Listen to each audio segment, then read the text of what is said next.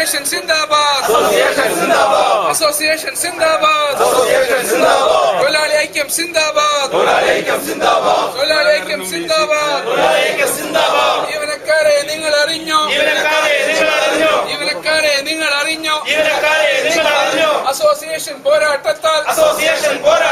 Association പോരാട്ടത്താൽ നിയമപരമായ പോരാട്ടത്താൽ IHR പ്രസ്താവിച്ചു. UDF-ൻ സർക്കാരും UDF-ൻ സിൻഡിക്കേറ്റും യൂണിയൻകാരും ഒത്തുകളിച്ച് ഇല്ലാതാക്കിയ HRA.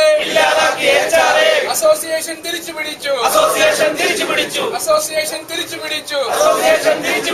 ഹൈക്കോടതിയിൽ ചോദ്യം ചെയ്ത് ഒത്തുകളികൾ സ്റ്റേ ചെയ്തു.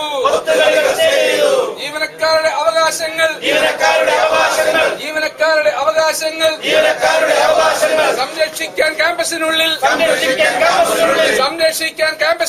സംരക്ഷിക്കാൻ ക്യാമ്പസിനുള്ളിൽ ഒന്നേയുള്ളൂ സംഘടന.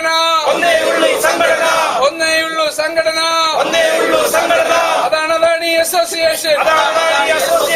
ഇൻകുലാബ് സിന്ദാബാദ്. അസോസിയേഷൻ സിന്ദാബാദ്. തൊഴിലാളി ഐക്യം സിന്ദാബാദ്. യൂണിയൻകാരെ സോദരരെ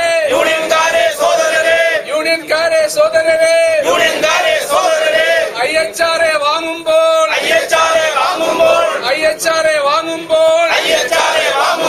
മനസ്സിലൊന്ന് വിളിച്ചോണേ. അസോസിയേഷൻ സിന്ദാബാദ്. അസോസിയേഷൻ തിരിച്ചു പിടിച്ചു. ഹൈക്കോടതിയിൽ ചോദ്യം ചെയ്ത് ഒത്തുകളികൾ സ്റ്റേ ചെയ്തു. ജീവനക്കാരുടെ അവകാശങ്ങൾ സംരക്ഷിക്കാൻ ക്യാമ്പസിനുള്ളിൽ ക്യാമ്പസിനുള്ളിൽ ഒന്നേയുള്ളൂ സംഘടന. യൂണിയൻകാരെ സോദരരെ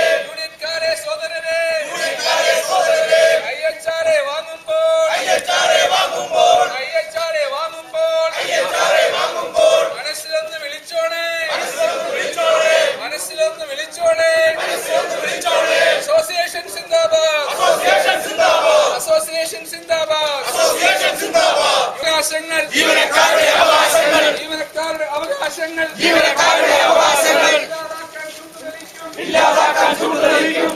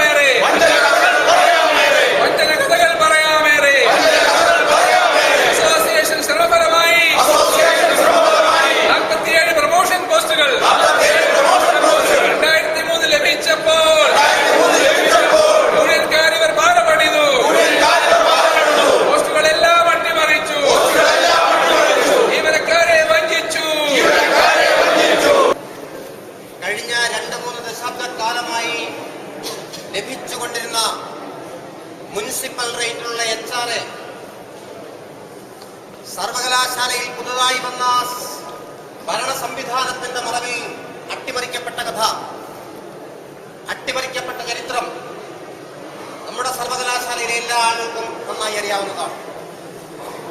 ഞാൻ സൂചിപ്പിച്ചുവല്ലോ, 3 ദശാബ്ദക്കാലമായി യാതൊരു തടസ്സവും തത്വവുമില്ലാതെ ജീവനക്കാരന് ലഭിച്ചുകൊണ്ടിരുന്ന ഈ ആനുകൂല്യം, ഈ അവകാശം എന്തടിസ്ഥാനത്തിലാണ് നമ്മുടെ സർവകലാശാലയിൽ ഒരു താൽക്കാലികക്കാരനായി വന്ന വൈസ് ചാൻസലർ എന്തിന്റെ അടിസ്ഥാനത്തിലാണ് നിഷേധിച്ചത് എന്നുള്ള കാര്യത്തിൽ നമുക്കെല്ലാം സംശയമായി. നമ്മുടെ സർവകലാശാലയിൽ ഇടതുപക്ഷ ജനാധിപത്യ മുന്നണി ഗവൺമെന്റ് നിയോഗിച്ചിരുന്ന വൈസ് ചാൻസലറും പ്രോ വൈസ് ചാൻസലറും ആ ഗവൺമെന്റിന്റെ കാലഘട്ടത്തിൽ അധികാരത്തിൽ വന്ന സിൻഡിക്കേറ്റും ജീവനക്കാരന്റെ യാതൊരു അവകാശങ്ങളുടെ പേരും കടക്കൽ കത്തിവെക്കുവാൻ തയ്യാറായിട്ടില്ല. എന്നാൽ സർവകലാശാലയിൽ UDFന്റെ സിൻഡിക്കേറ്റ് അധികാരത്തിൽ വന്നതിന് ശേഷം ജീവനക്കാരന്റെ അവകാശങ്ങളും ജീവനക്കാരന്റെ ആനുകൂല്യങ്ങളും നിഷേധിക്കുവാനുള്ള ബോധപൂർവമായ ശ്രമം ആ സിൻഡിക്കേറ്റ് അധികാരത്തിൽ വന്ന കാലഘട്ടം തൊട്ട് തന്നെ നമ്മുടെ സർവകലാശാലയിൽ ഉണ്ടായിരുന്നു. സർവകലാശാലയിലെ വൈസ് ചാൻസലറും പ്രോ വൈസ് ചാൻസലറും സ്ഥാനമൊഴിഞ്ഞു പോയതിനു ശേഷം നമ്മുടെ സർവകലാശാലയിൽ ഗവൺമെന്റിന്റെ ദൂതനായി ഗവൺമെന്റ് നിയോഗിച്ചുകൊണ്ട് ഒരു താൽക്കാലികക്കാരനായ വൈസ് ചാൻസലർ അധികാരത്തിൽ വന്നു. ആ താൽക്കാലികക്കാരനായ വൈസ് ചാൻസലറുടെ ഭരണകാലഘട്ടത്തിലാണ് ആ സിൻഡിക്കേറ്റിന്റെ, നമ്മുടെ ഈ സർവകലാശാലയിലെ സിൻഡിക്കേറ്റിന്റെ പിന്തുണയോടുകൂടി സർവകലാശാലയിലെ ഒരു ഭരണവിപ്ലാസം സംഘടനയുടെ സഹായത്തോടുകൂടി ജീവനക്കാരൻ അനുഭവിച്ചുകൊണ്ടിരുന്ന ഒരുപാട് ആനുകൂല്യങ്ങൾ ഒന്നൊന്നായി നിഷേധിക്കുവാൻ വേണ്ടിയുള്ള നീക്കം സർവകലാശാല അധികാരികളുടെ ഭാഗത്തുനിന്നുണ്ടായിരുന്നു. ഡെപ്യൂട്ടേഷനെ സംബന്ധിച്ചുള്ള കാര്യങ്ങൾ നിങ്ങൾക്കറിയാം. നമ്മുടെ ജനറൽ സെക്രട്ടറി വിശദമായി സംസാരിക്കുമെന്നുള്ളതുകൊണ്ട് ഞാൻ അതിന്റെ ഭാഗത്തേക്ക് പോകുന്നില്ല. ജീവനക്കാരന് അവകാശമായിരുന്ന ഡെപ്യൂട്ടേഷൻ സംവിധാനം അട്ടിമറിക്കുവാൻ വേണ്ടിയുള്ള ബോധപൂർവമായ ശ്രമം നമ്മുടെ സർവകലാശാലയിലുണ്ട്. അതിനുശേഷം നമ്മുടെ IHRA ഞാൻ സൂചിപ്പിച്ച പോലെ 3 ദശാബ്ദക്കാലമായി സർവകലാശാല ജീവനക്കാരൻ ലഭിച്ചുകൊണ്ടിരുന്ന IHRA ഏകപക്ഷീയമായി നിർത്തലാക്കിക്കൊണ്ട് വൈസ് ചാൻസലർ തീരുമാനമെടുത്തു. ആ തീരുമാനത്തിന് എതിരായി അതിശക്തമായ പ്രക്ഷോഭമാണ് നമ്മുടെ സംഘടന കഴിഞ്ഞ കുറെ ദിവസങ്ങളായി, കുറെ മാസങ്ങളായി സർവകലാശാലയിൽ നടപ്പിലാക്കിയിട്ടുണ്ട്. ആ IHRA പുനഃസ്ഥാപിച്ചു തരണം എന്നാവശ്യപ്പെട്ടുകൊണ്ട് എംപ്ലോയീസ് അസോസിയേഷൻ നേതൃത്വത്തിൽ സിൻഡിക്കേറ്റിന് മുമ്പിൽ നാം പ്രകടനം നടത്തിയിട്ടുണ്ട്. നിരവധിയായ പ്രക്ഷോഭങ്ങൾ സർവകലാശാല തലത്തിൽ നടത്തിയിട്ടുണ്ട്. സിൻഡിക്കേറ്റിനെ സമീപിച്ചുകൊണ്ട് ജീവനക്കാരന്റെ അവകാശങ്ങളുടെ മേൽ കടക്കൽ കത്തിവെക്കുന്ന, അവകാശങ്ങളെ നിഷേധിക്കുന്ന സമീപനം തിരുത്തണമെന്ന് ആവശ്യപ്പെട്ടിട്ടുണ്ട്. ആ തരത്തിലുള്ള പ്രക്ഷോഭത്തിന്റെ ഭാഗമായി നമ്മുടെ സർവകലാശാല അധികാരികളെ സമീപിച്ചപ്പോൾ IHRA സംബന്ധിച്ച് യാതൊരു ഉറപ്പ് നൽകുവാനും സർവകലാശാല അധികാരികൾ തയ്യാറായിട്ടില്ല. എന്ന് മാത്രമല്ല, IHRA സർവകലാശാല ജീവനക്കാരൻ ഏതാണ്ട് ഒരു അവിഹിതമായി ലഭിക്കുന്ന സ്വീകരിച്ചുകൊണ്ടിരിക്കുന്ന ഒരു ആനുകൂല്യമാണെന്നും ഈ ആനുകൂല്യം നിർത്തപ്പെടേണ്ടതാണെന്നുള്ള സമീപനത്തോടു കൂടിയാണ് സർവകലാശാല അധികാരികൾ നമ്മോട് പ്രതികരിച്ചത്. സഖാക്കളെ, എംപ്ലോയീസ് അസോസിയേഷൻ വളരെ ശക്തമായ നിലപാടെടുത്തുകൊണ്ട് ഈ രംഗത്ത് വന്നിട്ടുള്ള ഈ വിഷയത്തിൽ സർവകലാശാല അധികാരികൾ പ്രതികൂല സമീപനത്തിൽ നിൽക്കുമ്പോൾ നിയമപരമായ പോരാട്ടം കൂടി നടത്തുവാൻ വേണ്ടി എംപ്ലോയീസ് അസോസിയേഷൻ എക്സിക്യൂട്ടീവ് കമ്മിറ്റി തീരുമാനിച്ചു. ആ തീരുമാനപ്രകാരം ബഹുമാനപ്പെട്ട കേരള ഹൈക്കോടതിയിൽ നമ്മുടെ സംഘടന കേസ് കൊടുക്കുകയും ഇന്നലെ ബഹുമാനപ്പെട്ട ഹൈക്കോടതി ഇതുമായി ബന്ധപ്പെട്ട ഒരു സുപ്രധാനമായ വിധി പുറപ്പെടുവിക്കുകയും ചെയ്തിരിക്കുകയാണ്. ആ സാഹചര്യത്തിലാണ് സർവകലാശാല ജീവനക്കാരന് കഴിഞ്ഞ 30 വർഷമായി ലഭിച്ചുകൊണ്ടിരുന്ന ആനുകൂല്യം നിഷേധിക്കുവാൻ സാധ്യമല്ലെന്നും കഴിഞ്ഞ മാസം ഏത് നിരക്കിൽ HRA നൽകിയോ ആ നിരക്കിൽ ഈ മാസം HRA നൽകുവാനും ബാക്കി കാര്യങ്ങൾ പിന്നീട് പരിശോധിക്കുവാനും വേണ്ടിയുള്ള വളരെ സുപ്രധാനമായ ഒരു വിധി ബഹുമാനപ്പെട്ട കേരള ഹൈക്കോടതിയുടെ ഭാഗത്തുനിന്നുണ്ടായിരുന്നു. ഇത് തുടരേണ്ടത് ആവശ്യമാണ്. ജീവനക്കാരുടെ താമസ സൗകര്യത്തിന്റെ അപര്യാപ്തത, ടൗണിൽ യൂണിവേഴ്സിറ്റി ആയിരുന്നപ്പോൾ പലരും അവിടെ താമസിക്കുന്ന പലരുമുണ്ട്.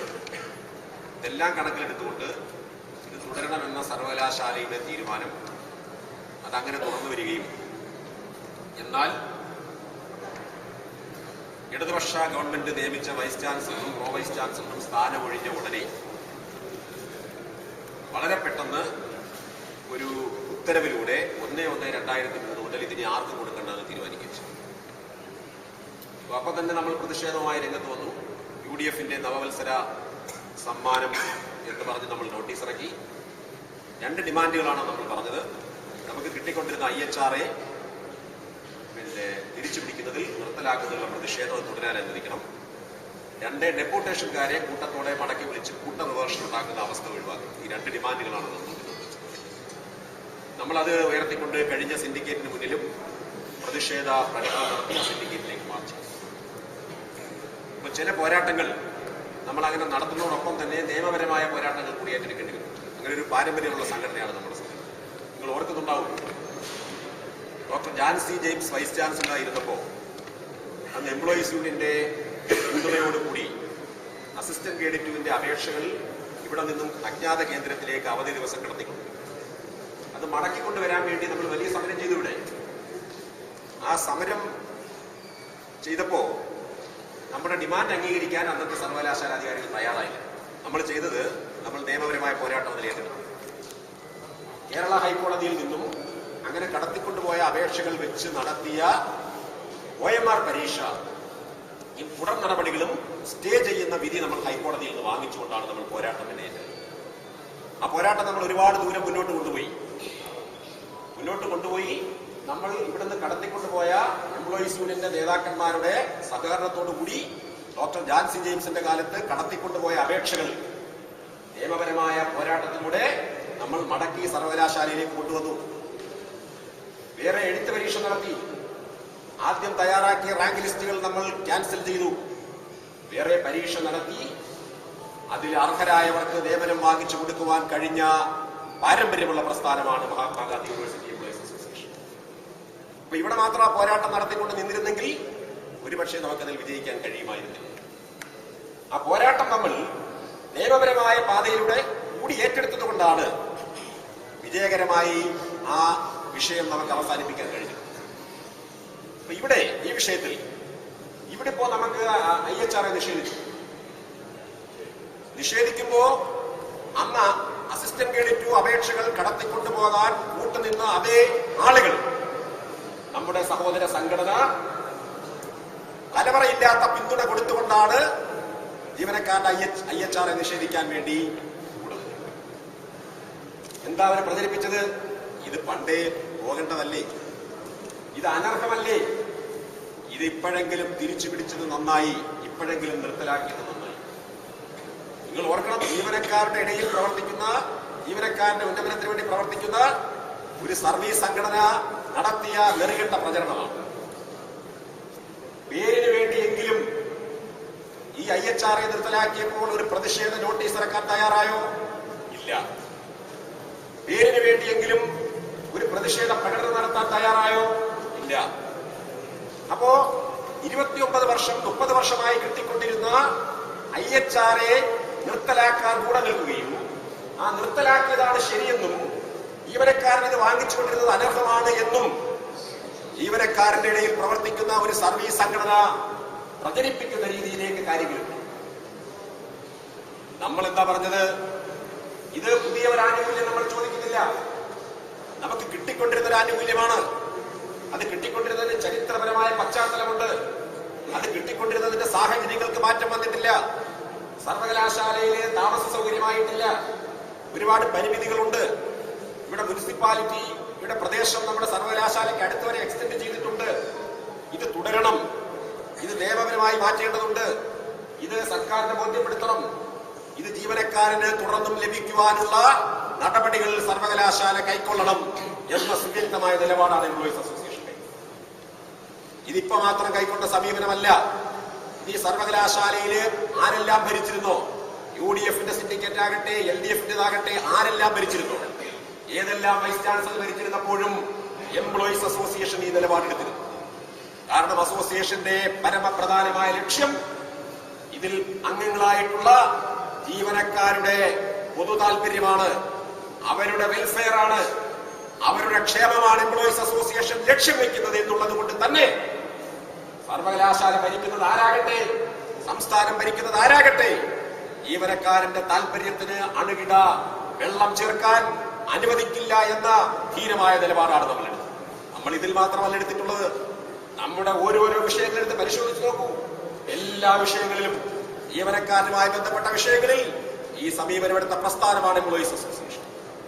അപ്പൊ അതുകൊണ്ട് നമ്മൾ എന്ത് ചെയ്തു?